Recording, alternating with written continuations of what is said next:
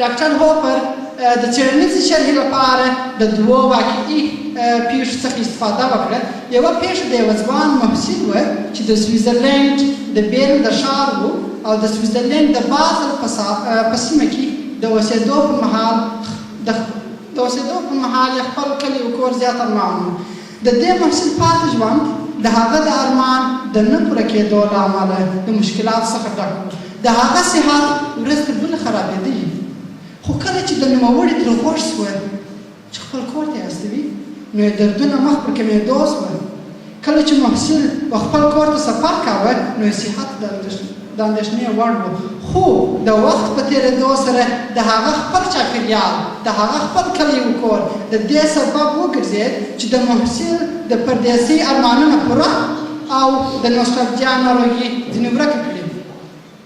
ورپسې عین کیسه د سویزرلینډ د بازل سیمې ته نږدې یوې بزګرې نجلۍ ته پېښه شوه.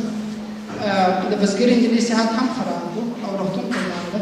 نوموړې په روغتون کې زیات وخت بستر و او صحت یې ورځ تر بلې خرابېدلی. په دې حال کې به نجلۍ ژړل او ویل به یې چې کلي و کور یې بیخي ډېر یادېږي. کله چې نوموړې په اندېښمن حالت کې د خپل مور و پلار په زیار کور ته ستنه شوه نو یې صحت په کم وخت کې پخوا په شان شو. د ډاکټر هوپر په مینا په خپل پلرني ټاټوبي کې هغه کس چې خپل کلي و کور یې ارمان یې یا هغه کسان چې د نوسټالجیا په مرض ککړ یې په دې مرض اخته یې وایي دا ناروغي د مغزو سره تړاو لري او په مغزو کې رامنځته کېږي. دا ناروغي د مغزو په هغه برخه کې رامنځته کېږي چیرې چې ارواح د بې شمېره عصبي فیبر یا رشقیو له امله فعالیت کوي. دا کړنې بیا په خپل وار سره د عصبي سیستم د صحیح کار کولو مسؤلیت په غاړه لري. د نوسټالجیا ناروغي په اړه دا نظریه په پخوا زمانو کې رامنځته شوه او پوهان هم تر 18مې پېړۍ پورې په دې عقیده وه.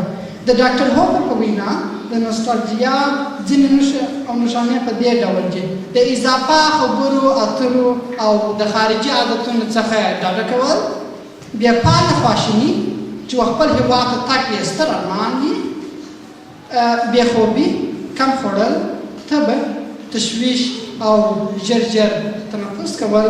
همداراز ځینو نورو نړیوالو څېړنیزو مقالو دا هم په ثبات رسولی ده چې د نوسټالجیا د ناروغۍ له کبله انسان په ټولنیز ژوند کې د ځینو بې اختیاره غلطیو سره مخ کېږي او کړه وړه یې د عادي نورمال انسان سره په پرتله فرق لري. ډاکټر هوپر زیاتوي چې په پلرني ټاټوبي پسې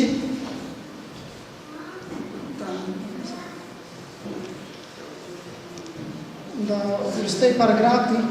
هغه زیاتوي چې په پلرني ټاټوبي پسې په خواشیني کس کې ذکر شوي نښانې زیاتې لیدل کېږي او د وخت په تېرېدو سره دا نښانې د اندېښنې وړ ګرځي. د نوسټالجیا د ناروغۍ د مخنیوي لپاره باید په دې ناروغۍ ککړ انسان د زیاتو خلکو سره تماس ولري، ساعت تېر کړي څو پام یې په بله شي او د موقت وخت لپاره د پلرني ټاټوبي غمونه او ارمانونه ځینې هېر شي. خو که چیرې د زیاتو وګړو سره راکړه ورکړه او ساتېرۍ مرسته ونه کړي نو بیا باید دا کس ژر تر ژره خپل پلرني ټاټوبي ته واستول شي. خو له بده مرغه خپل پلرني ټاټوبي ته تلل همیشه د نوسټالجیا د ناروغۍ د حل لاره نه ده، ځکه یو افغان چې 10 کاله وروسته خپل هېواد ته ستنېږي نو په دې حال کې د هغه په کلي و کور کې ځینې تغیرات رامنځته شوي دي. حالاتو بدلون خوړلی دی. هغه حالات او ساتېرۍ اوس نشته د هغه په کلي و کور کې کوم چې د ده په ماشومتوب کې وه. همداراز د دې سره تر څنګ د پردیس افغان تفصیلي هویت تغییر کړی دی. دا تغییرات او د ده په پلرني ټاټوبي کې حالات یو د بله بدبختانه سمون نه سره کوي. دلته طبیعي بیولوژیکي تغییرات رامنځته شوي او د بېلو هېوادونو حالاتو پر دې کسانو بېل تاثیرات کړي دي. په پای کې دا وایم چې د ټولو هغو په خپل هېواد کې د هغو خلکو چې د خوارو افغانانو په سرونو سوداګري کوي د هغوی د تباه کېدو په هیله یم او تاسو ټولو ته خوشحاله شوم.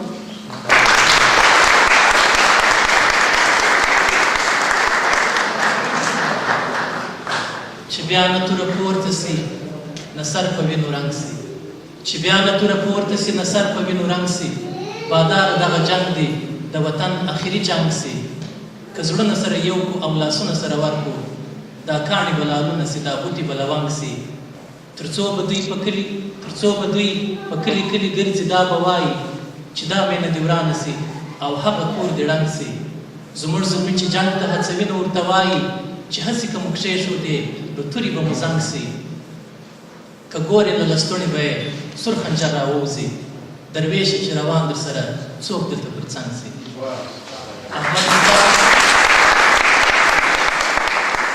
احمد مختار احسان چې تاسو ته یې خپله مقاله وړاندې